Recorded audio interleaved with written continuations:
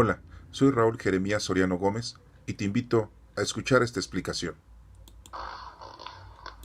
Marcos capítulo 3. Jesús entró otra vez en una sinagoga y había en ella un hombre que tenía una mano tullida y espiaba a Jesús para ver si lo sanaría en el día de reposo y así tener que acusarlo. Jesús le dijo entonces al hombre que tenía la mano tullida: levántate y ponte ahí en medio. Luego le preguntó a los otros: ¿qué está permitido hacer en el día de reposo? ¿El bien o el mal? ¿Salvar una vida o destruirla? Pero ellos se quedaron callados. Jesús miró entonces con enojo a los que le rodeaban y, entristecido porque no querían entender, le dijo a aquel hombre: extiende la mano. El hombre le extendió y su mano quedó sana. Pero en cuanto los fariseos salieron, comenzaron a hacerle planes con los del partido de Herodes para matar a Jesús. Jesús siguió por mucha gente de Galilea. Se fue con sus discípulos a la orilla del lago. Cuando supieron las grandes cosas que hacía, también acudieron a verlo muchos de Judea, de Jerusalén, de Idumea, del oriente, del Jordán y de la región de Tiro y de Sidón. Por esto Jesús encargó a sus discípulos que tuvieran lista una barca para evitar que la multitud lo apretujara, porque había sanado a tantos que todos los enfermos se echaban sobre él para tocarlo. Y cuando los espíritus impuros le veían, se ponían de rodillas delante de él y gritaban: tú eres el Hijo de Dios. Pero Jesús les ordenaba severamente que no hablaran de él en público. Después Jesús subió a un cerro y llamó a los que le pareció bien. Una vez reunidos, eligió entre ellos a 12 para que lo acompañaran y para mandarlos a anunciar el mensaje. A esto les dio el nombre de apóstoles y les dio autoridad para expulsar a los demonios. Estos son los 12 que escogió: Simón, a quien puso el nombre de Pedro; Santiago y su hermano Juan, hijos de Zebedeo, a quienes llamó Boanerges, es decir, hijos del trueno; Andrés, Felipe, Bartolomé, Mateo, Tomás y Santiago, hijo de Alfeo; Tadeo, Simón el celote y Judas Iscariote, que después traicionó a Jesús. Después entró Jesús en una casa y otra vez se juntó tanta gente que ni siquiera podían comer él y sus discípulos. Cuando lo pusieron los parientes de Jesús, fueron a llevárselo, pues decían que se había vuelto loco. También los maestros de la ley que habían llegado a Jerusalén decían: Belcebú, el propio jefe de los demonios, es quien le ha dado a este hombre el poder de expulsarlos. Jesús los llamó y les puso un ejemplo diciendo: ¿cómo puede Satanás expulsar a propio Satanás? Un país dividido en bandos enemigos no puede mantenerse, y una familia dividida no puede mantenerse. Así también, si Satanás se divide y se levanta contra sí mismo, no podrá mantenerse, habrá llegado a su fin. Nadie puede entrar en la casa de un hombre fuerte y quitarle lo que le pertenece si no lo ata primero. Solamente así podrá quitárselo. Les aseguro que Dios dará su perdón a los hombres por todos los pecados y todo lo malo que digan, pero al que ofenda con sus palabras al Espíritu Santo, nunca lo perdonará, sino que será culpable para siempre. Esto lo dijo Jesús porque ellos afirmaban que tenían un espíritu impuro. Entre tanto llegaron la madre, los hermanos de Jesús, pero se quedaron afuera y mandaron llamarlo. La gente que estaba sentada alrededor de Jesús le dijo: tu madre, tus hermanos y tus hermanas están afuera y te buscan. Él les contestó: ¿quiénes son mi madre y mis hermanos? Luego, mirando a los que estaban sentados a su alrededor, añadió: esos son mi madre y mis hermanos. Pues cualquiera que hace la voluntad de Dios, ese es mi hermano, mi hermana y mi madre. Marcos capítulo 4. Otra vez comenzó Jesús a enseñar a la orilla del lago. Como se reunió una gran multitud, Jesús subió a una barca que había en el lago y se sentó. Mientras la gente se quedaba en la orilla, entonces se puso a enseñarles muchas cosas por medio de parábolas. En sus enseñanzas le decía: oigan esto, un sembrador salió a sembrar, y al sembrar una parte de la semilla cayó en el camino.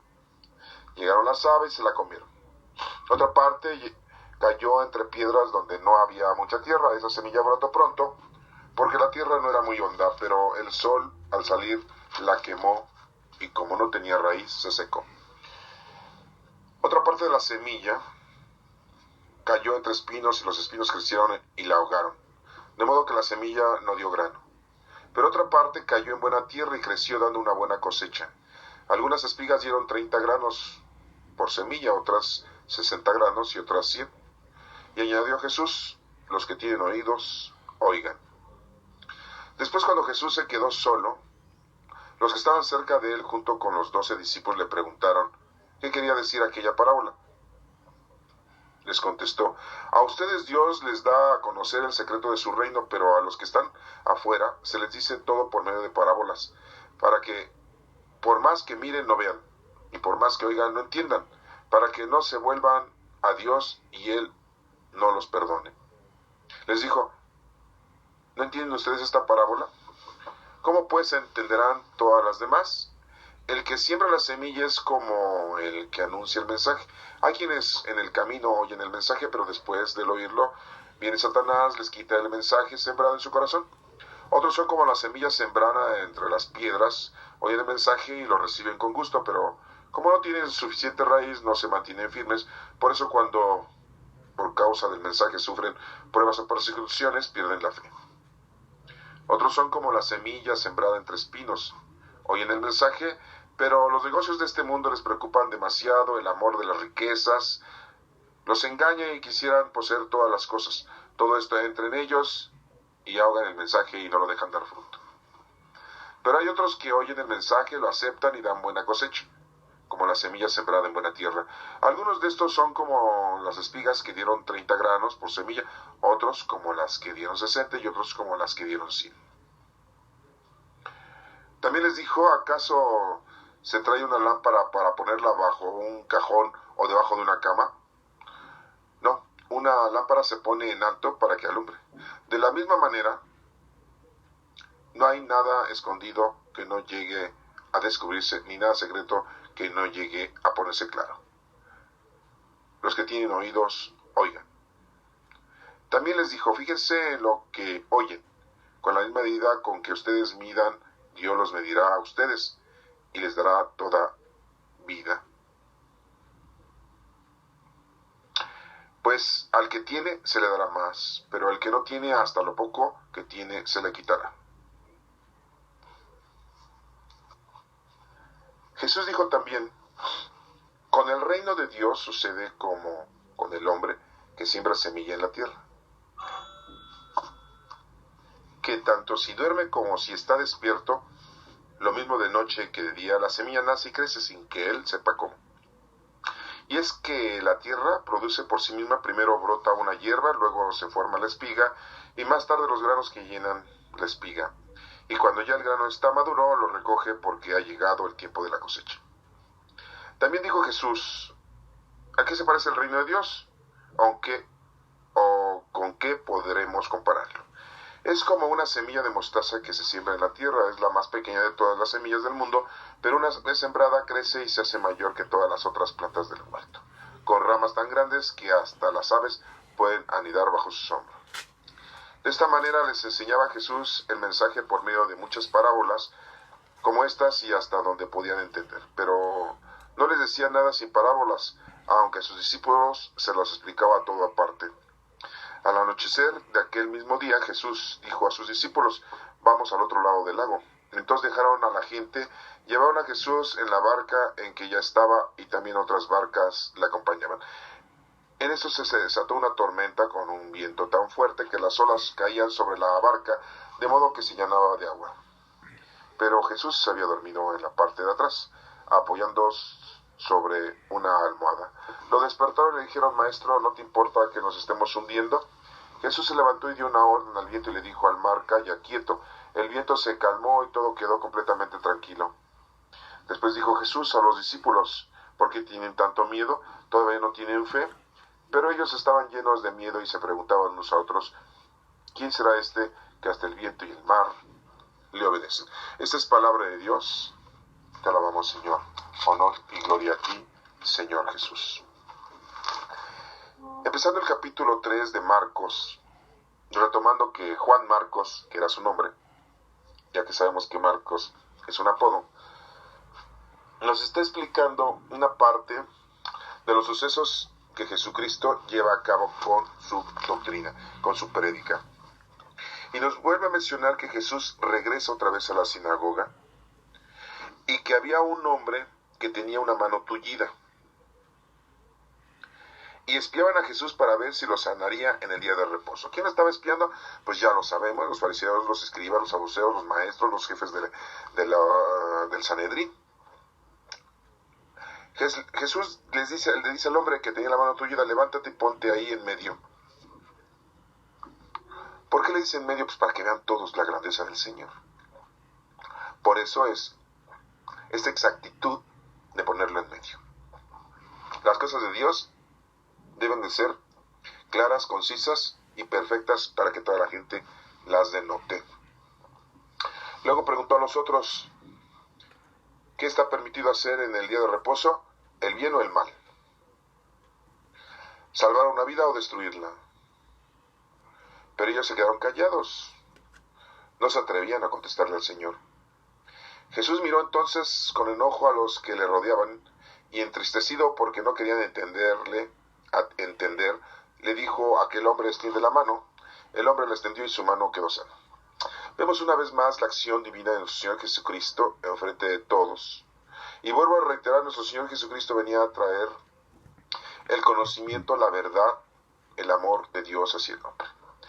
Su acción no era solamente venir a hacer milagros, esa fue una consecuencia de... Era una forma de cómo la gente debería de ponerle atención. Desgraciadamente todos nosotros siempre ponemos atención a algo que nos llama, algo que nos sorprende, algo que nos entusiasma, algo que nos presenta un cambio en nuestras vidas, y le ponemos mucha atención. Y entonces nuestro Señor Jesucristo, vemos aquí que está usando el formato que nosotros mismos tenemos para poder entender las cosas del Señor. Aquí vemos cómo este hombre que está tullido ahí en la sinagoga, el día de reposo, se presenta para pedirle una salvación a nuestro Señor. Vemos como anteriormente nuestro Señor le dijo al paralítico: tus pecados son perdonados, porque nuestro Señor venía a nuestra salvación. No venía a curar enfermos, no venía solamente a hacer milagros. Eso fue ya algo extra. Lo que venía a nuestro Señor Jesucristo es el traernos la salvación. Y una salvación acompañada de paz, de amor, de conocimiento de verdad, de integridad, para podernos dejar a nosotros la fuerza divina, que es el Espíritu Santo y sus dones. Y vemos cómo aquí pues tratan de ver, lo espían para ver si va a ser un bien, y por eso pregunta: ¿el día de reposo qué es? ¿Un día para hacer el bien o para hacer el mal? Nosotros ahorita en la actualidad podríamos decir, pues el día de reposo es para ofrecérselo al Señor. Y el Señor nos pide que amemos a Dios sobre todas las cosas y a su prójimo como a ti mismo. ¿Cómo vamos a amar al prójimo dejándolo morir? ¿Cómo vamos a dejar al prójimo no haciendo caridad? Y hemos visto en los otros capítulos que hemos ya escuchado y estudiado de Marcos, en donde nos menciona nuestro Señor Jesucristo que el sábado fue hecho para el hombre y no el hombre fue hecho para el sábado. O sea que no está el sábado hecho para que te condenes. Los mandamientos no están hechos para que te condenes, sino los mandamientos están hechos para que te ayuden en el camino, en el caminar de esta vida. El sábado, el día de reposo, está hecho para que te ayude al caminar, a la realización de tus obras. Por eso Jesús les dice: ¿qué podemos hacer nosotros el día de reposo? ¿El bien o el mal? Y se quedan callados. Se quedan callados porque muchos no saben qué contestar, otros le tienen temor a contestar equivocadamente. Los maestros de la ley y los fariseos y los jefes, pues deberían de haber tenido una contestación, como lo estamos haciendo nosotros ahorita, pero no querían contestar. Lo que querían era un plan. Ya desde entonces estaban planeando atacar a nuestro Señor Jesucristo. Ya vemos después cómo, pues, manipulan a Judas Iscariote, lo convencen, le inyectan la maldad, y el otro cae redondito, así caemos nosotros redonditos con la maldad, ¿no? Con las cosas mundanas y terrenales. Y fue lo que le pasó a Judas Iscariote. Pero vemos cómo ya todo era un plan, un plan de atacar a nuestro Señor Jesucristo. Y aquí hace la ayuda nuestro Señor Jesucristo a este hombre tullido de la mano. No sabemos por qué estaba tullido de la mano. Ha de haber tenido, no sé, alguna fractura, un tendonitis, ¿verdad? No sé, algún problema de los tendones, algún problema de los ligamentos, algún problema de las articulaciones de los huesos, no sabemos, pero nuestro Señor Jesucristo lo cura sin ningún medicamento. El hombre extendió su mano y quedó sana, pero en cuanto los fariseos salieron, comenzaron a hacer planes con el partido de Herodes para matar a Jesús. Aquí ya está mencionando Marcos que hay un partido de Herodes. Sí, porque también Herodes, el rey Herodes que vivía ahí, que estaba encargado de toda esa región, también estaba en la disposición de acabar con Jesucristo. Ya no era Herodes el Grande, era uno de sus hijos. Herodes el Grande había muerto, recuerden que cuando mandó a matar a los niños, tiempo después se murió, y entonces ya José regresó con el niño de Egipto, regresaron ya no a Belén, sino a Nazaret, sabiendo que Arquelao estaba gobernando todavía, pues mejor se va a Nazaret, uno de los descendientes del rey Herodes. Acuérdense que se heredaban los puestos, así como el PRI en la actualidad, ¿verdad? Se heredan los puestos. Bueno. Jesús, seguido por mucha gente de Galilea, se fue con sus discípulos a la orilla del lago.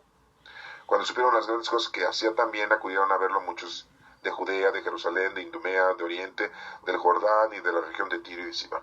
Pues sí, la fama de nuestro Señor Jesucristo, al estar haciendo milagros, al estar ayudando a la gente, pues se comunicaban y mucha gente tenía muchas enfermedades, muchas necesidades, iban y visitaban a nuestro Señor Jesucristo. Era lógico porque anteriormente pues no había cura, no había medicina, no había médicos, no había hospitales como los hay ahora. Entonces recurrían siempre, cuando se presentaba una personalidad de esta índole, pues a que los ayudara y los salvara de sus malestares. ¿Por qué les digo esto? Porque el pueblo judío, siempre en su historia tenemos a tantos profetas, tantos predicadores, y que de alguna manera por medio de ellos Dios le brindaba a la gente el apoyo, la ayuda divina y la sanación. Y pues al principio pensaban que Jesucristo pues era un profeta. Independientemente de que muchos sabían que era hijo de José el carpintero, pues decían, es un profeta. Al igual que Juan el Bautista cuando predicaba, pues entendieron que pues era lógico que predicara, pues era hijo de un sacerdote, Zacarías. Entonces no se les hacía nada raro. Sí se les hizo muy raro que nuestro Señor Jesucristo, siendo hijo de un carpintero, tuviera esta situación de la prédica y lo estuvieran tomando como si fuera un profeta. Quiero aclararles a ustedes que alguno ya se ha puesto a pensar el por qué nuestro Señor Jesucristo no fue mejor hijo de un sacerdote como Zacarías, o por qué no fue hijo de una personalidad de dinero como José de Arimatea, o por qué no Jesús pudo haber sido hijo de un gran representante de la ley judía, de la tribu judía, como un gran fariseo, como pues dijéramos alguno de los maestros de la ley, para que entonces nuestro Señor Jesucristo le tuvieran un poquito más de aprecio, como se lo tuvieron a Juan el Bautista,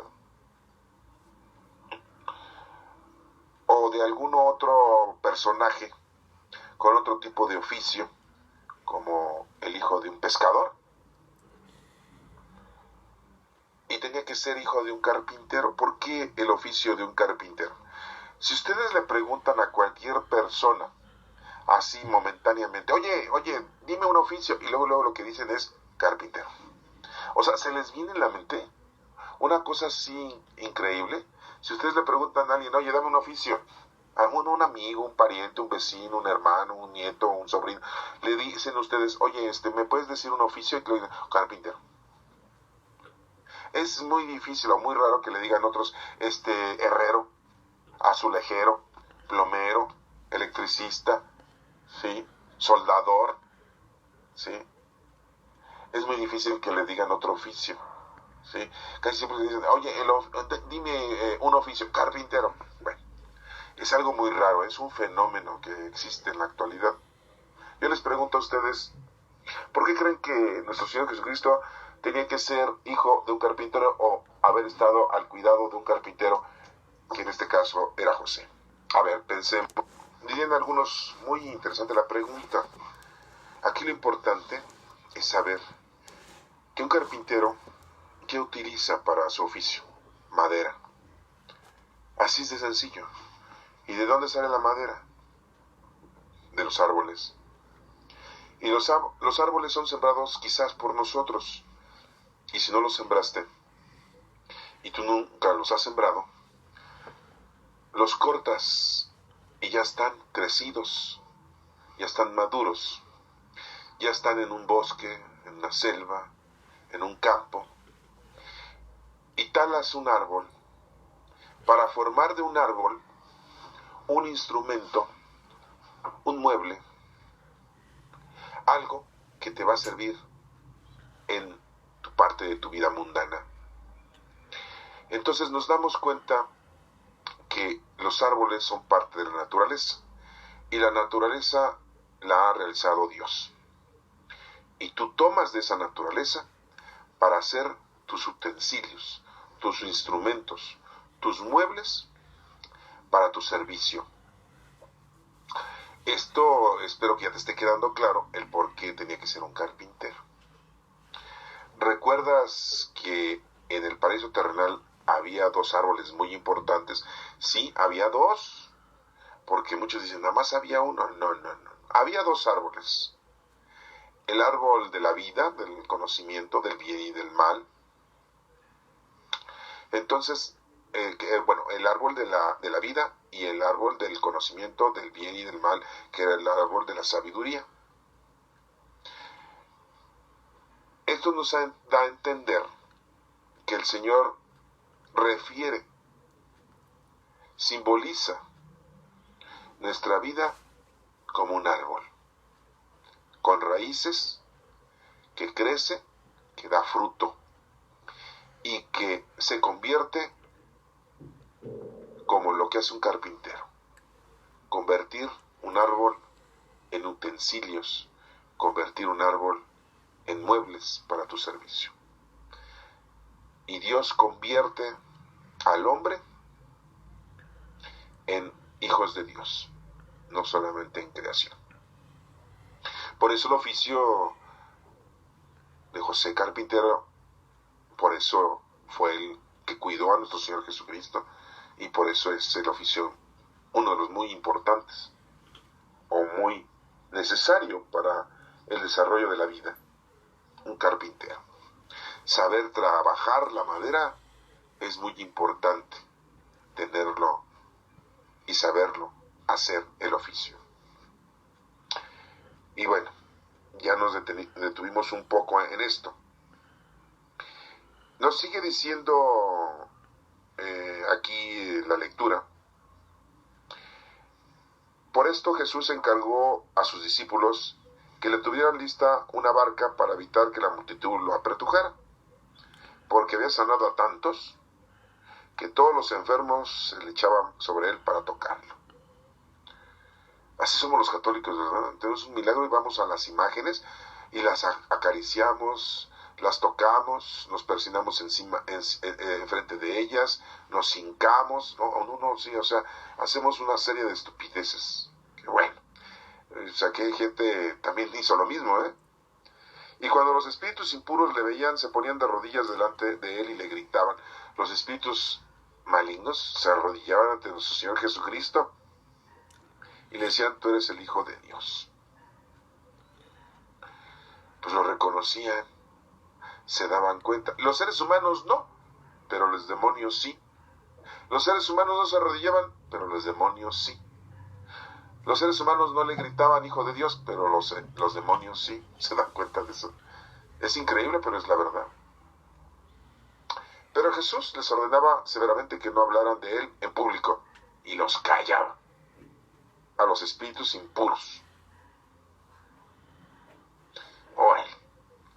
Después Jesús subió a un cerro y llamó a los que le pareció bien. Una vez reunidos, eligió entre ellos a 12 para que lo acompañaran y mandarlos a anunciar el mensaje. A estos les dio el nombre de apóstoles. Aquí Marcos nos hace la referencia ya de que había elegido nuestro Señor Jesucristo a los discípulos, que los fue llamando a todos. Ya habíamos visto que Jesús había llamado a Pedro, Simón Pedro, a Andrés, a Santiago el Mayor y a Juan. Y después vemos que ya había llamado a Leví, o sea, a Mateo. Ya llevaba 5 discípulos. Pero aquí ya no nos menciona Marcos cómo fue eligiendo a todos los demás. Ya agarró y dijo, pues de una vez ya menciono y digo que eligió a todos los demás. Qué rápido, ¿no? A los otros 7. Ya no se detuvo Marcos a explicarnos cómo fue la elección. Fíjense, dan cuenta. Le puso interés, sí, a cómo eligió a Simón Pedro, a Andrés, a Santiago Mayor y a Juan y a Leví, a Mateo. Pero ya a los otros 7 como que no les puso mucha importancia y dijo, pues los eligió. Y aquí no lo menciona, que ya los llamó apóstoles. Acuérdense que apóstol quiere decir enviado. Discípulo es el que escucha y obedece. Y les dio autoridad para expulsar a los demonios, a los discípulos. A todos, también a Judas Iscariote, también. Entonces, ¿por qué lo tomamos como mala onda con Judas Iscariote? Si también el Señor lo tomaba en cuenta como... Y lo eligió, porque muchos dicen, es que llegó solito, se incorporó al grupo, y el Señor dijo, lo tengo que recibir, qué mala onda, ya llegó el que me va a traicionar. No. Muy claramente aquí Marcos al menos nos lo dice de esta manera. Muchos dirán, pues es que Marcos, como no vivió con Jesucristo, no le tenía mala onda a Judas Iscariote. Solamente lo menciona al final, que después fue Judas Iscariote quien lo traicionó a Jesús. Nada más lo menciona para diferenciarlo del otro Judas, pero vamos a oír cómo nos menciona los nombres. Dice, esos son los 12 que escogió. Bien claro lo dice Marcos, Simón, a quien le puso el nombre de Pedro, que Pedro significa piedra. ¿Sí? Y no menciona luego Andrés, sino menciona a los hijos de Zebedeo. Santiago y su hermano Juan, hijos del señor Zebedeo. A quienes llamó Boanerges, es decir, hijos del trueno. Es una palabra hebrea, Andrés, ya lo menciona. Felipe, Bartolomé, Mateo, que no es Mateo, es Leví, pero era su apodo. Tomás, que no era Tomás, era su apodo, era el otro Judas. Y Santiago, hijo de Alfeo. Tadeo, que era otro apodo, en realidad era Judas. Y en la actualidad pues, se llama Judas Tadeo. Pero era un apodo Tadeo, o Leveo, ¿sí? Según el idioma, en hebreo. Simón el celote, porque Simón era el celote porque había una agrupación, un grupo de celotes que estaban en contra del régimen romano. Eran como los contra, eran como los rebeldes, eran como los terroristas en contra de los romanos, y él formaba parte de esa gente, ¿verdad? Pero se convirtió y siguió a Jesucristo. Y después nos menciona a Judas Iscariote, porque era de la ciudad de Iscariote, no era su apellido. Y dice que después traicionó a Jesús, nada más. Es todo lo que nos menciona. Bueno, después entró Jesús en la casa y otra vez se juntó tanta gente que ni siquiera podía comer él y sus discípulos. Cuando lo supieron los parientes de Jesús, fueron a llevárselo, pues decían que se había vuelto loco. Eso es muy importante aclararlo, porque si ustedes se dan cuenta aquí, nos faltan versículos en donde no nos explican ¿Qué significa esto de que cuando lo supieron los parientes de Jesús, fueron a llevárselo, pues decían que se había vuelto loco? O sea, nos dejan este versículo, pero no hay una explicación continua de antes ni después. Es otra de las partes en donde podemos entender que nos falta información. Nos quitaron versículos y nos dejaron este versículo sin darse cuenta que este versículo nos está denotando que hay otra historia, que hay otra narración, que hay otra información, y que no nos la dejaron por alguna situación. Que los primeros maestros de la ley, cuando nos tradujeron este evangelio y nos dejaron solamente lo que se les dio la gana, pues no se dieron cuenta que pues alguna ocasión nos íbamos a dar cuenta de que pues está cercenado el evangelio. Fíjense ustedes cómo empieza a decir: después entró Jesús en una casa. Bueno, y otra vez se juntó tanta gente que ni siquiera podía comer con él y sus discípulos. Pues sí, pues es lógico, ¿verdad? Punto. Cuando lo supieron los parientes de Jesús, o sea, no está hablando de una cosa. Bueno, vamos a pensar que cuando lo supieron los parientes de Jesús, ¿cuándo? ¿Quién les informó? ¿Cuándo les dijeron que también lo andaban espiando? Fueron a llevárselo, pues decían que se había vuelto loco. O sea, ¿qué tiene que ver esto con lo anterior de que estaba comiendo? Punto. Después dice, también los maestros de la ley que habían llegado a Jerusalén decían, o sea, se dan cuenta cómo ya no están cambiando el tema, ya nos están hablando de otra cosa, que también habían llegado a Jerusalén, decían, Belcebú, el propio jefe de los demonios, es quien le ha dado a este hombre el poder de expulsarlos. A ver, estaba Jesús comiendo y que había mucha gente con él y que ya no podían ni comer. O sea, ¿qué tiene que ver si aquí no está expulsando demonios? ¿Se dan cuenta cómo aquí nos hace falta información? Debió haber aquí explicado un hecho de que nuestro Señor Jesucristo en este lugar expulsó demonios, para que pudieran dejarnos este verso. También los maestros de la ley que habían llegado de Jerusalén decían, Belcebú es el propio jefe de los demonios, es quien le ha dado a este hombre el poder de expulsarlos, porque pues ahí se estaban dando cuenta de eso, ¿no? Y cuando en el versículo 21 dice, cuando lo supieron los parientes de Jesús, fueron a llevárselo, algo ha de haber pasado y dicho nuestro Señor Jesucristo ahí, que empezó a expulsar demonios, a hacer oración, a hacer exorcismos, alguna actividad muy clara y concisa de este aspecto, y que yo creo que le fueron a decir a los parientes. Algunos discípulos fueron, oigan, su pariente Jesús está haciendo esto, ya tiene, no sé, un día, mediodía, unas horas, está expulsando demonios, y le llevan y expulsa demonios y dicen esto otro, y una serie de información que debemos de haber tenido aquí y que no se menciona. Y entonces, para que podamos entender que cuando lo supieron los parientes de Jesús, fueron a llevárselo, pues decían que se había vuelto loco. A lo mejor le dijeron, ya se volvió loco, vámonos Jesús, vámonos. Y se lo llevaron porque ya la gente estaba atiborrada, ya había mucha gente ahí. Era un espectáculo increíble. Era una situación insoportable. Pero no nos dice nada de eso. Y quede muy claro que aquí nos hace falta mucha información. Y que nos dejaron estos versículos, no tontamente, nos dejaron estos versículos sin darse cuenta que nos íbamos a dar cuenta de que nos falta información. Y que aquí está cercenado el evangelio. Qué casualidad que este evangelio tiene nada más 16 capítulos. Aunque, bueno, vuelvo a reiterar, ya los capítulos y versículos fueron asignados ya pues más de 1000 años después de que se tenía el evangelio, en el año 1200, en el año 1100, en el año 1300. O sea, ya fueron ingresados posteriormente, ¿verdad? Pero aquí nos damos cuenta de ese asunto. Lo voy a volver a leer, esos versículos, para que se den cuenta que no tiene una continuidad.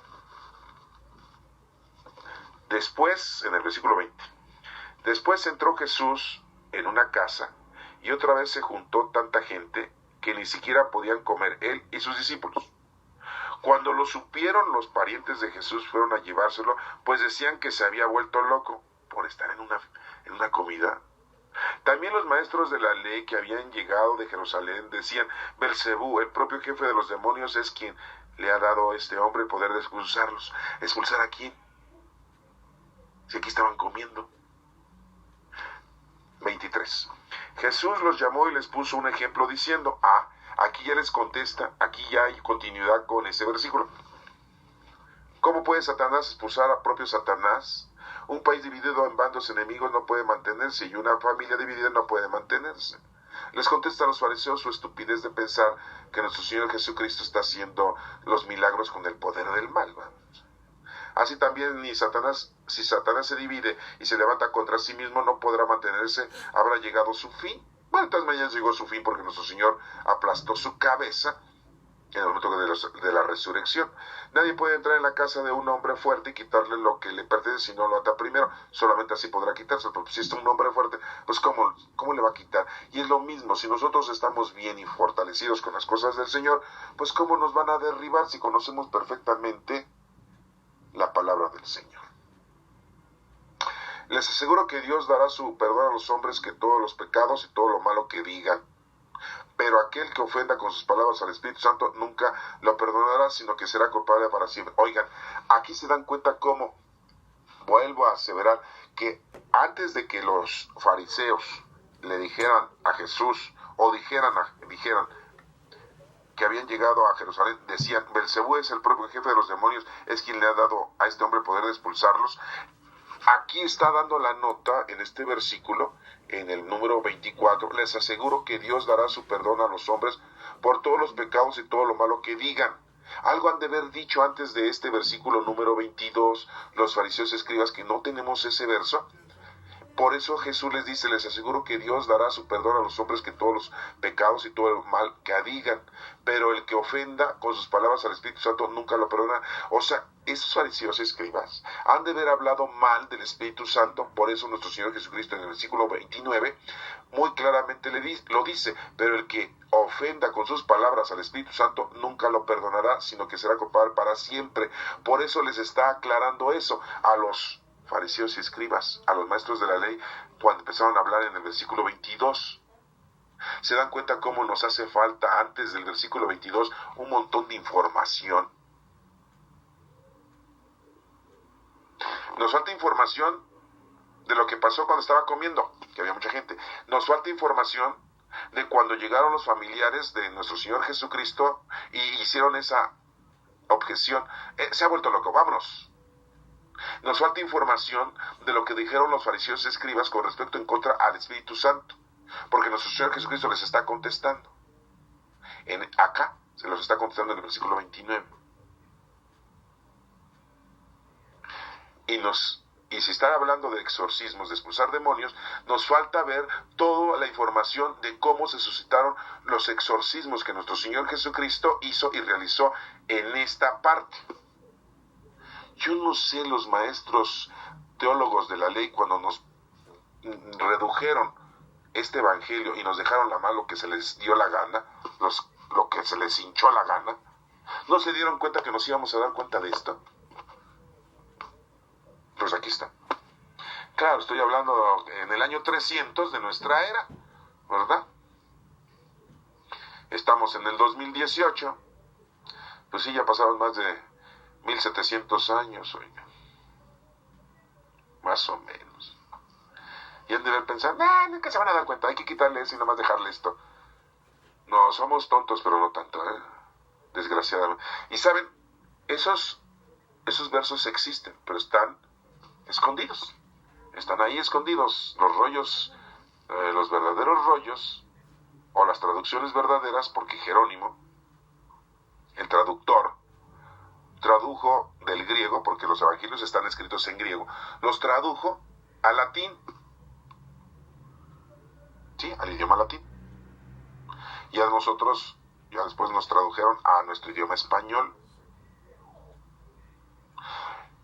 En aquel entonces los tradujo al latín, y esos maestros de la ley, los maestros de la iglesia, pues quitaron esas otras informaciones, y los verdaderos escritos pues están resguardados. ahí los tienen. Unos dicen que los tienen en el top secret, así, secretos en el Vaticano. Ahí están resguardados. Ojalá y algún día los saquen a la luz y ya nos dejen leer plenamente. A lo mejor Marcos no tiene 16 capítulos, a lo mejor tiene como 40. A lo mejor Mateo no tiene 28 capítulos, a lo mejor tiene 60. Pero pues ellos dejaron lo que les creyeron que era importante. A lo mejor dijeron, no, ¿cómo vamos a dejar esta información de cómo Jesucristo sacaba a los demonios y cómo los demonios hablaban y cuáles eran las conversaciones? Ay, no, son muy groseras, son muy grotescas. Ay, Marcos, ¿cómo pudo escribir tantas cosas? Mejor nada más vamos nosotros a poner lo que sea más sencillo, más humano. Muchos dicen, es que Dios les permitió al agiógrafo escribir. Pues sí, le permitió a Marcos permitir, pero ¿a poco le permitió también a Jerónimo y a otros traductores a dejarnos nada más lo que se les dio la gana? Esa es una parte en donde pues quiero detenerme un poco, ¿verdad? Me detuve un poco para que nos demos cuenta de esos aspectos, los que nos han cercenado la información tan valiosa para nosotros que estudiamos la palabra de Dios. Porque para otra gente pues lo lee, ni le pone atención, ni le interesa. Pero aquí, bueno, el mensaje, al menos lo que tenemos, es de que el Espíritu Santo es el producto del amor del Padre y del Hijo. Y el Espíritu Santo es lo más importante en nosotros porque somos los templos del Espíritu Santo y tenemos los dones del Espíritu Santo. Vivimos la época del Espíritu Santo, la era del Espíritu Santo. ¿Sí? Y el Espíritu Santo es quien nos mueve. Deja que se mueva dentro de tu corazón. Esto lo dijo Jesús porque ellos afirmaban que tenía un espíritu impuro Jesús. Así lo dice. Bueno, después nos sigue mencionando lo que ya se menciona también en otros evangelios. En el evangelio de Mateo y de Lucas también nos menciona la madre y los hermanos de Jesús. Entre tanto llegaron la madre y los hermanos de Jesús, pero se quedaron afuera y mandaron a llamar. Acuérdense que la madre de Jesús pues es María. Los hermanos de Jesús no son sus primos, no. Ay, así lo quisieron defender la Iglesia Católica, no, son sus primas, pero entre todos nos decimos hermanos. Aquí en la Iglesia Católica todos nos decimos hermanos. Los evangélicos todos nos decimos hermanos. Pues se decía, Jesús tenía hermanos porque eran en Cristo. Es más, hasta ahí lo dice. No. Sí eran sus hermanos de Jesucristo, pero hijos de José. Porque José ya era de avanzada edad cuando tomó por esposa a María. La tomó a la esposa a María, no para ser su concubina, no para tener relaciones sexuales con ella, no para vivir en pareja con ella, no para llevar una vida matrimonial judía con ella, sino porque Dios lo había escogido porque era un hombre justo, era un hombre bueno, era un hombre trabajador, era un hombre respetuoso, era un hombre ya de edad, que ya había tenido su mujer, era viudo y tenía sus hijos, y que reunía todas las condiciones para cuidar a María y cuidar al Hijo de Dios. Por eso en sueños le dio indicaciones y José las aceptó, las cumplió al pie de la letra, y por eso José vivió hasta el momento que nuestro Señor Jesucristo podía valerse por sí mismo como un ser humano. Hasta que Dios quiso, se llevó a José. No nos dicen dónde fue enterrado José. Bueno, ahora le decimos San José. Sí, porque a todas esas grandes personalidades le metemos el San. Está bien, bueno, no nos hace daño eso, pero lo que sí nos hace daño es la ignorancia. Y José era un hombre verdaderamente justo. Y había tenido hijos. Y sabemos los nombres de los hijos de José. Uno se llamaba Santiago, el otro se llamaba Judas, el otro se llamaba Simón, otro se llamaba... hasta dos hermanas, una María y Ana. Por ahí tenemos todos los nombres de ellos, ¿verdad? Por eso dice aquí que llegaron la madre y sus hermanos de Jesús, pero se quedaron fuera y mandaron llamar. No quisieron entrar.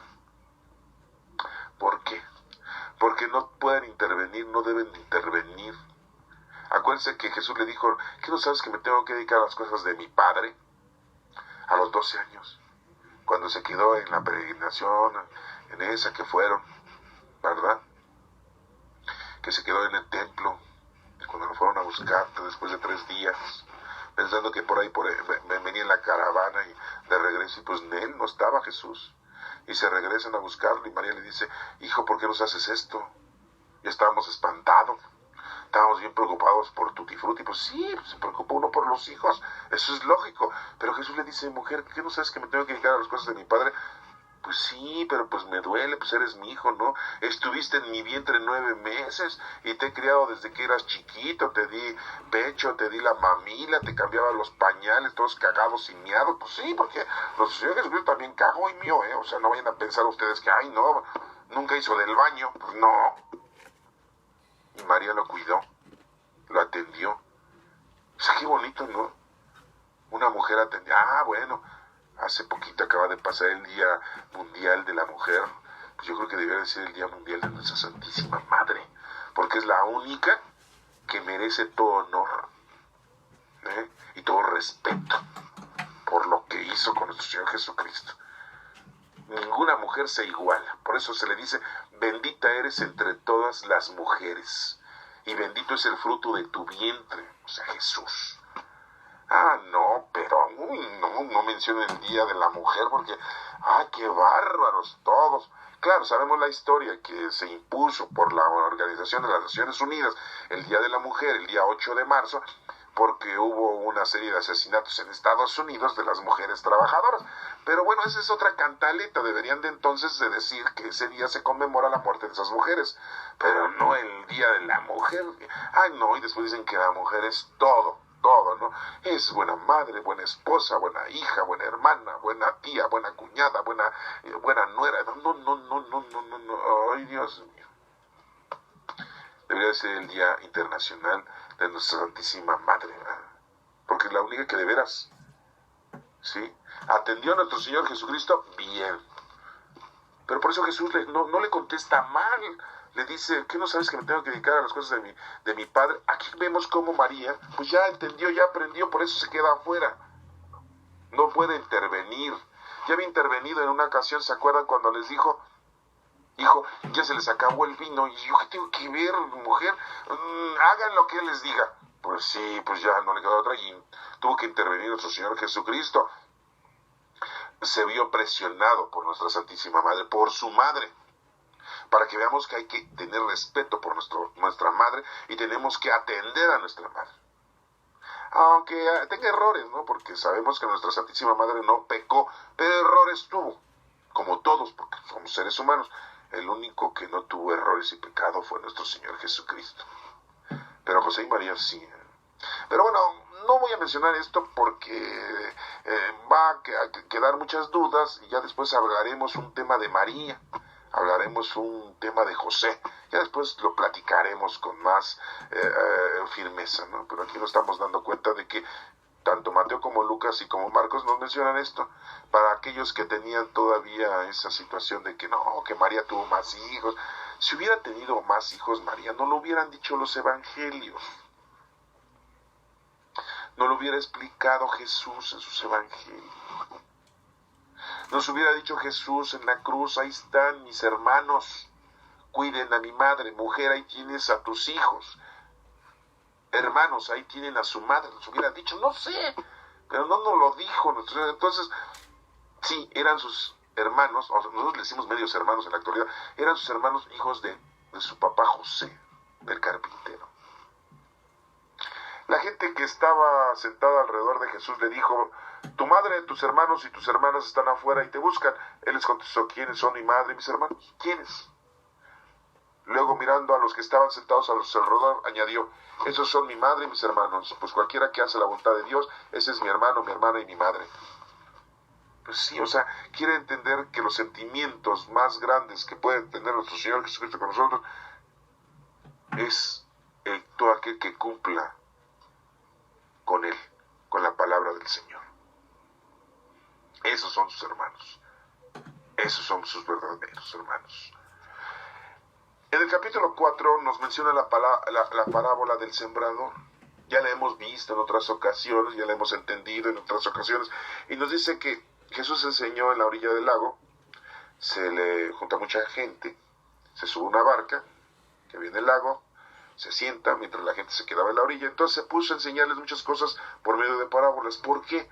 En sus enseñanzas les decía, oigan esto, un sembrador salió a sembrar y puso una semilla en el camino, llegaron las aves y se la comieron. Pues sí, si tú oyes las cosas del Señor, pero no le pones mucha atención ni auge, te pierdes, así. Otra parte cayó entre piedras donde no había mucha tierra, esa semilla brotó pronto porque la tierra no era muy honda. Sí. Como que entiendes las cosas, pero te vale. Y no le pones mucho empeño. Es como si hubiese caído la semilla en una roca. Pero el sol al salir la quemó y, como no tenía raíz, se secó. Eso nos pasa con las cosas del Señor. Cuando no tienes un verdadero acercamiento, un verdadero estudio, un verdadero conocimiento de las cosas del Señor. Otra parte de la semilla cayó entre espinos y los espinos crecieron y la ahogaron, pues sí. Porque conoces las cosas del Señor, pero vives una vida mundana. Tus 5 sentidos te ahuyentan de estar cerca del Señor y te revientan. Y gozas la vida, la noche es joven, como dicen, ¿no? Y ahí estás, viviendo la vida material, mundana, el dinero, los coches, la casa, el vino, el cigarro, los vicios, las mujeres, la sexualidad, el disfrute, las alhajas, los vestidos, los zapatos, ¿sí? Tus fiestas, tus cenas, tus tragaderas, te envicias, te perviertes. Por eso dice ahí, los espinos crecieron y te ahogaron. Pero otra parte cayó en buena tierra, creció dando una buena cosecha, algunas espigas dieron 30 granos, otras semillas, otras 60 granos y otras 100. O sea, si verdaderamente cae bien la semilla, la palabra de Dios en tu vida, la atiendes, la entiendes y la llevas a cabo, pues darás buenos frutos y el Señor te va a recompensar. Pero no lo hagamos porque el Señor nos vaya a recompensar, es nuestro trabajo. Hoy te estás escuchando esta explicación, espero que pues de alguna manera comprendas esto y hagas algo. Y añadió Jesús, los que tienen oídos que oigan. No dijo orejas, oídos. Porque una cosa es oír, ¿sí? Y otra cosa es tener orejas. Después cuando Jesús se quedó solo, los que estaban cerca de él, junto con los 12, o sea, los 12 discípulos y los demás, le preguntaron qué quería decir aquella parábola. Fíjese, no la habían entendido. Dices tú, ay, nosotros sí lo estamos entendiendo sin la explicación de Jesús. Pues sí, porque ya tienes el Espíritu Santo. Y el Espíritu Santo ya te está dando entendimiento, porque uno de los dones del Espíritu Santo es el entendimiento. Entonces estás entendiendo. Tampoco presumas, Jesús les contestó, a ustedes, Dios les da a conocer el secreto de su reino, o sea, el Espíritu Santo, pero a los que están afuera se les dice todo por medio de parábolas, para que por más que miren, no vean. Y por más que oigan, no entiendan. Para que no se vuelvan a Dios y Él no los perdone. Pues sí, ¿por qué razón hace esto nuestro Señor Jesucristo en aquel entonces con esa gente? Porque verdaderamente estaban siguiendo a Jesús por los milagritos, por las cosas mundanas y materiales, las enfermedades, y no porque verdaderamente quisieran conocer a Dios. Iban por una ayuda física, una ayuda corporal. ¿Se acuerdan del paralítico que le dijo, primero antes de curarlo, que le dijo? Tus pecados son perdonados, porque a eso venía nuestro Señor Jesucristo, a perdonar los pecados, venía la salvación del hombre, no venía a hacer milagros. Esa es una consecuencia. Por eso les habla en parábolas, para que vayan ellos meditando, para que vayan ellos entendiendo, para que no se acerquen a Jesús solamente por las cuestiones mundanas y corporales. Les dijo, ¿no entienden ustedes esta parábola? ¿Cómo pues entenderán todas las demás? Pues si no entienden esto, que es lo más fácil, ¿cómo van a entender las demás? Les dice Jesús. Y ya les explica la semilla, lo que acabamos nosotros de entender de cuando recibimos el mensaje, que tenemos que tener una profundidad y una buena cimentación para dar fruto. Que no nada más ahorita escuchan esto y se van, escuchan esto otro y qué bonito escuchan y se acabó. ¿Cuánta gente nada más va a misa, se va a dormir? Pasan la charola de la limosna y sueltan el billete y ya con eso creen que hicieron algo grande por el Señor. Como si eso es lo que quiere Dios de nosotros. Pues no. Pues mejor ni vayas a misa si te vas a dormir, ni vayas a misa si vas a criticar a la gente, ni vayas a misa si vas a estar con tu celular o mascando un chicle. ¿Cuánta gente va a misa así? O va a fuerzas a misa acompañando a X familiar, papá, mamá, hijo, hija, esposo, esposa, a disfrutar la iglesia, pero no a conocer, amar y servir a Dios. Entonces, ¿para qué van? A perder el tiempo. Pues mejor no vayan. Si no tiene caso. Si verdaderamente vas a ir a conocer, amar y servir a Dios, pues ve con ánimo, con perseverancia. Porque si no, entonces pues nada más cae la semilla ahí sobre ti y tú le soplas mismo, ¿no? También les dijo, ¿acaso se trae una lámpara para ponerla abajo de un cajón o debajo de una cama? Pues no, pues la lámpara se pone arriba para que dé luz. Pues las cosas del Señor son para ayudarnos, ayudar a los demás, para que hagamos las cosas correctamente. Por eso menciona esto de la luz, de la lámpara. De la misma manera, no hay nada escondido que no llegue a descubrir, sin nada secreto que no llegue a ponerse en claro. Los que tienen oídos que oigan. También les dijo, fíjense en los que oyen. Con la misma medida que ustedes midan, Dios medirá a ustedes y les dará todavía más. Muy claramente te dice eso. Así como tú, así Dios es contigo. Por eso decimos en el Padre Nuestro, perdona a nuestro Señor nuestras ofensas, como también nosotros perdonamos a los que nos ofenden. ¿Sabes perdonar? Pues el Señor te perdona. Pero no sabes perdonar, el Señor no te va a perdonar. Te está yendo mal es por una razón. Porque has hecho daño. Porque estás lejos del Señor. Estás enfermo, estás lejos del Señor. No tienes casa, vestido y sustento porque no estás cerca del Señor. Estás haciendo todo lo contrario. Hay gente que tiene mucho dinero y después se queda sin nada. Hay gente que goza la vida y de repente ya no tiene nada y queda en la miseria.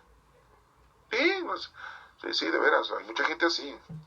Tienen poder y al rato ya están en la cárcel. ¿Verdad? Un ratito, pero bueno. Sí, porque ahora ya hay con tanta corrupción, pues ya lo sacan, ¿verdad? Tenemos tantos rateros que se robaron miles de millones de pesos. Pues ahorita van a estar en la cárcel un rato y después lo sacan. Ahí está un hermano de un expresidente. Duró unos años y ya lo sacaron. ¿Verdad? Rápido. Sí. Bueno, no hablemos de política porque no despreciemos nuestro tiempo tan valioso en esas tonterías. También les dijo, fíjense los que oyen con la misma medida que sean ustedes medidos. Pues al que tiene se le dará más, pero al que no tiene, hasta lo poco que tiene se le va a quitar. Entonces es muy importante darte cuenta que si tú tienes un don, pero no lo pones a trabajar, el Señor te lo va a quitar, se lo va a dar a quien da fruto. Ya lo hemos visto en otras parábolas. Tengamos mucho cuidado, porque el Señor te da una vida, pero para que te pongas a trabajar en las cosas del Señor. No te da una vida para que la disfrutes mundana y terrenalmente. Aguas. Jesús dijo también, con el reino de Dios sucede como el hombre que siembra semilla en la tierra, que tanto si duerme como si está despierto, lo mismo de noche o de día, la semilla nace y crece, sin que él sepa cómo. Y es que la tierra produce por sí misma, primero brota una hierba, luego se forma la espiga y más tarde los granos que llenan la espiga. Y cuando ya el grano está maduro, la recoge porque ha llegado al tiempo de la cosecha. Pues sí, así nos menciona la parábola de la semilla que crece solita, ¿no? Hay que sembrar la semilla, hay que sembrar el conocimiento, el amor de Dios hacia nosotros. Y solito en la persona se le va dando. Pero si tú no haces tu trabajo, no siembras en tus hijos, en tu familia, con tus seres queridos o con la gente que Dios te atraviesa en tu vida, tú no haces lo posible para que esa semilla crezca, pues no estás cumpliendo con tu deber, ¿A qué se parece el reino de Dios? ¿O con qué podremos compararlo? Dice Jesús. Es como una semilla de mostaza que se siembra en la tierra. La semilla de mostaza es muy pequeña, pero cuando da fruto, crece y se hace mayor que todas las otras plantas del huerto. Y las ramas tan grandes que hasta las aves anidan. Así debe de ser nuestro trabajo. O sea, con poquito que le digas a alguien, con poquito que tú le enseñes, con poquito que tú le ayudes en nombre de Dios a alguien. Ayuda a alguien y dile, esta ayuda no me la agradezcas a mí, agradecela a Dios.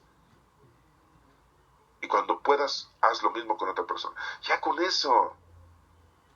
Ah, no, pero nosotros hacemos alguna caridad y uy, la andamos presumiendo. Ah, no, yo hice, no, yo di, no, yo evangelicé, no, yo asistí, no, yo visité, no, yo la amparé, uy, no, y tú, órale.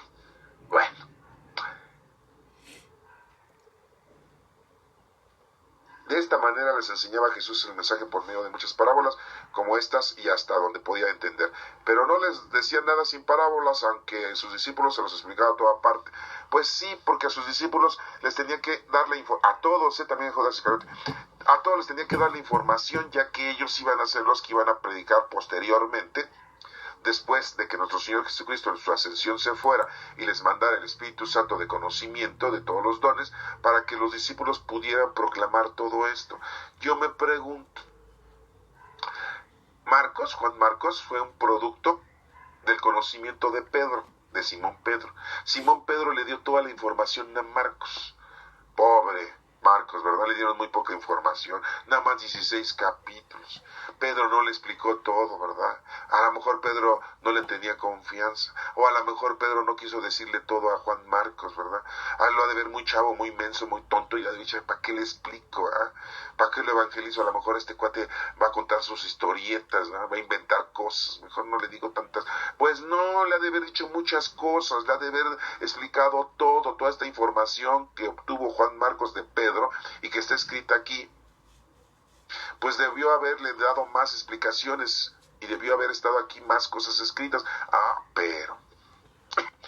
Pero pues como les menciono, nuestros maestros, los pilares de la Iglesia Católica, ¿verdad?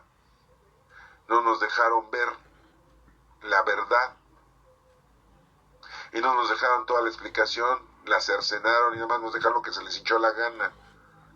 Qué mala onda, qué mala onda. Pues, qué mala onda.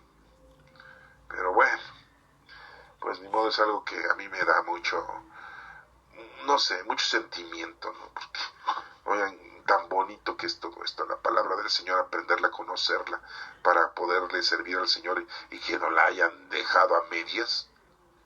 Qué bárbaro, de veras. Y bueno, pues aquí estamos viendo, ¿verdad? Que todo el Señor se los explicaba en parábolas y a los discípulos decía partes las cosas, ¿verdad? De una manera más explícita.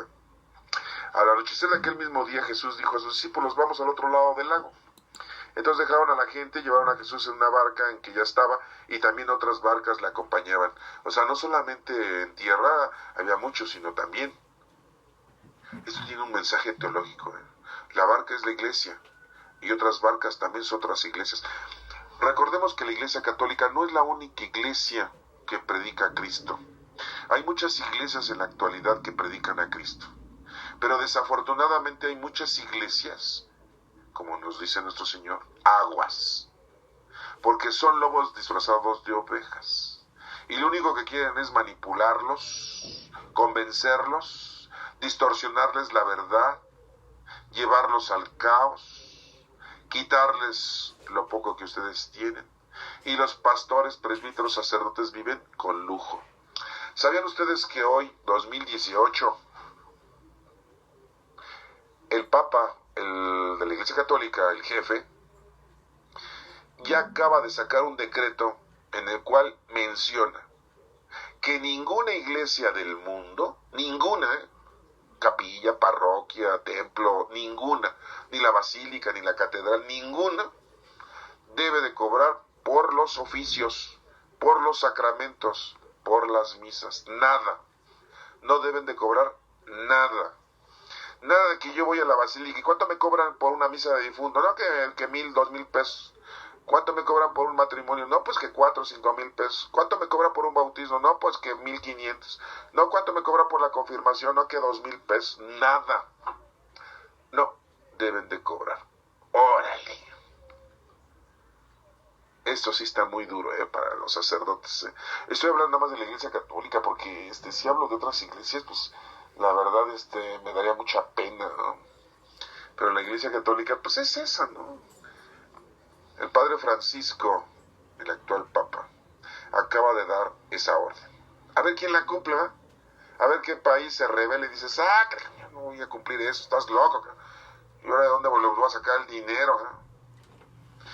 Y ni modo que digan, si no me vas a pagar, pues te doy mala misa. Porque aquí en México todo puede pasar. Sí, todo puede pasar. Si no me pagas la misa, pues no te pongo flores, no te limpio la iglesia, no te pongo alfombra, no te prendo las luces, a media luz. ¿Qué va a hacer la gente?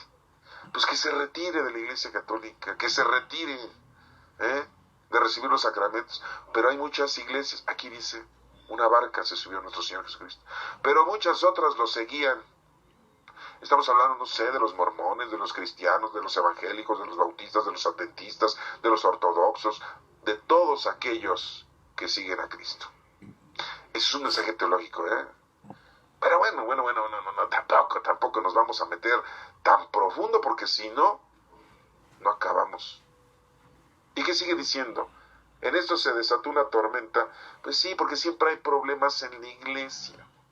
Hay hasta asesinatos en la iglesia. Sí, ustedes dirán, no creo, pero ¿a poco Juan Pablo II le ayudaron ya para que se muriera? Pues sí, porque ya les estaba estorbando. Si no se moría pronto, ya no les estaba estorbando para que tomara decisiones y las firmara, con su mal del Parkinson, ¿verdad? Y con su problema de salud, pues sí, le dieron una ayudadita. Y a Juan Pablo I, que nada más duró 33 días, pues también, porque se estaba metiendo en contra del Banco del Vaticano, que lo tenían los masones en su poder. Y le dijeron, no, a ver, tú eres el Papa, pero nosotros manejamos la lana. Mira, entonces hay masonería infiltrada en el Vaticano. Pues sí, pero yo no me voy a poner a platicar nada de eso aquí con ustedes. Solamente le estoy diciendo que esa tormenta que está asustando a la barca en la iglesia, pues es ese problema que hoy tenemos y que lo hemos tenido y lo seguiremos teniendo. Y en aquel entonces nuestro Señor les estaba diciendo. ¿Y qué pasó? Las fuertes olas caían sobre la barca de modo que se llenaba de agua. Y si se llena de agua se está hundiendo. La Iglesia Católica en la actualidad, en el 2018, se está hundiendo por tanta perversidad. Sí, ya tuvimos la Santa Inquisición. ¿Santa? ¿De dónde? Bueno, pero así le dicen. La Inquisición, donde mataban, que quemaban a las mujeres que eran brujas. Sí, eran las mujeres que no querían tener relaciones y no querían andar con los pastores. Sí, de veras, en serio, Y mataban hasta los maridos para quedarse con las mujeres. No me creerán nada de esto, pero bueno, eso lo pueden ustedes estudiar, leer en otro lado. Aquí estamos hablando de la Sagrada Escritura, pero pues nos tocó este tema, ¿no? Que la tormenta y se llena de agua y la barca se está hundiendo, pero Jesús se había dormido. ¿Dormido? O sea que Jesús aquí como que le habrá caído el cansancio a nuestro Señor Jesucristo y se duerme. Dios no está dormido. Todo es por una causa. Y aquí la causa viene un efecto. Todo es causa y efecto. Nuestro Señor Jesucristo, sí, precisamente lo hace así. Muchos dirán, ¿se estaba haciendo el dormido? Estaba descansando nuestro Señor Jesucristo, porque a pesar de todo era un ser humano y necesitaba descansar. En la parte de atrás de la barca, no adelante, porque no va a presumir que le es. No. En la parte de atrás de la iglesia. Eso quiere decir que está ahí, resguardándonos. Al frente vamos nosotros, porque es nuestro trabajo. Él ya vino a hacer el suyo, a salvarnos, a perdonar nuestros pecados pasados, presentes y futuros. Nos toca a nosotros hacer la otra parte. Por eso dice que está en la parte de atrás, apoyado sobre una almohada. Sí, nuestro Señor Jesucristo se está apoyando, se está recostando sobre una almohada. ¿Y qué es una almohada? ¿Para qué sirve una almohada? Para que tú estés tranquilo y bien, estés reposando. Si no tienes una almohada, no duermes bien, no descansas. Nuestro Señor Jesucristo está aquí, en la iglesia, con nosotros, descansando, durmiendo. Pero en cualquier momento que tú hagas oración, el Señor está contigo. Pero si no, lo dejas dormido a nuestro Señor. Si tú no lo invocas, no haces oración, no le pides ayuda, nuestro Señor está ahí, a tu alcance. está descansando contigo. Somos templos del Espíritu Santo. ¿Sí entiendes esto? Esto es teología. Esa es una explicación profunda y teológica. Lo despertaron y le dijeron, sí, hay que hacer oración. Maestro, ¿no te importa que nos estemos hundiendo? Los problemas en la vida de la iglesia se resuelven pidiéndole a Dios solución.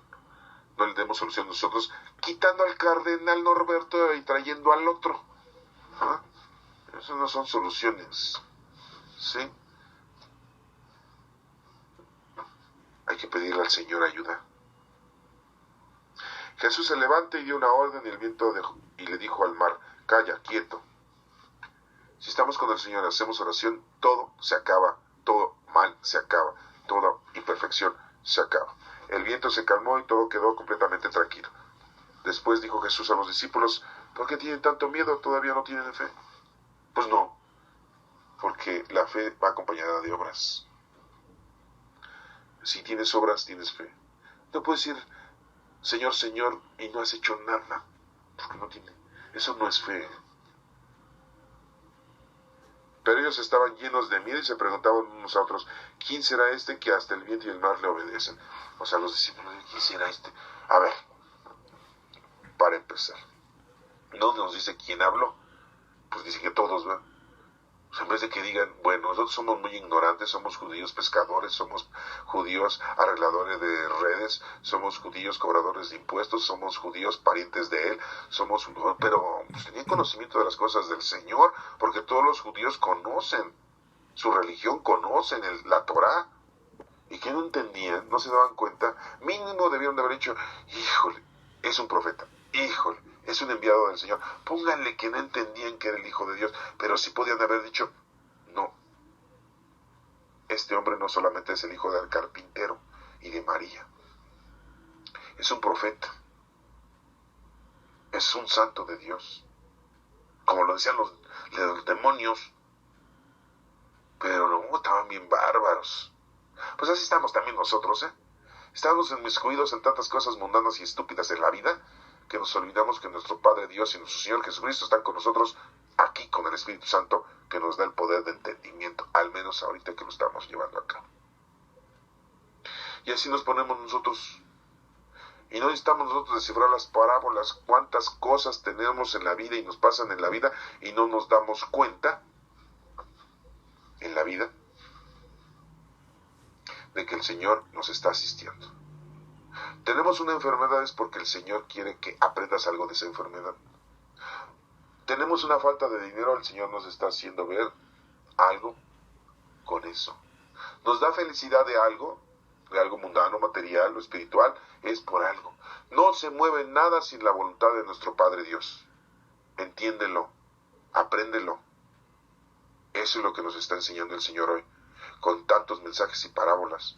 Y a ti te toca hoy, como a los discípulos, escuchar esta explicación aparte, porque a los demás, como dice aquí, para que por más que miren, no vean, y por más que oigan, no entiendan, porque acuérdense de que dice en una escritura, muchos son los llamados y pocos son los escogidos. Dios llama a todos, pero escoge solamente a algunos para que entiendan, y nivelemos las cosas del Señor en el mundo. Hay mucho trabajo y pocos los trabajadores. Y si estos pocos trabajadores que estamos nosotros entendiendo esto, no nos ponemos a trabajar, oigan, pues entonces peor situación no la encontramos, A uno les da más, a otro les da menos, así nos lo dijo uno de sus parábolas. Entonces, pues no nos queda otra más que entender esto y aprenderlo y llevarlo a cabo. Que Dios te bendiga.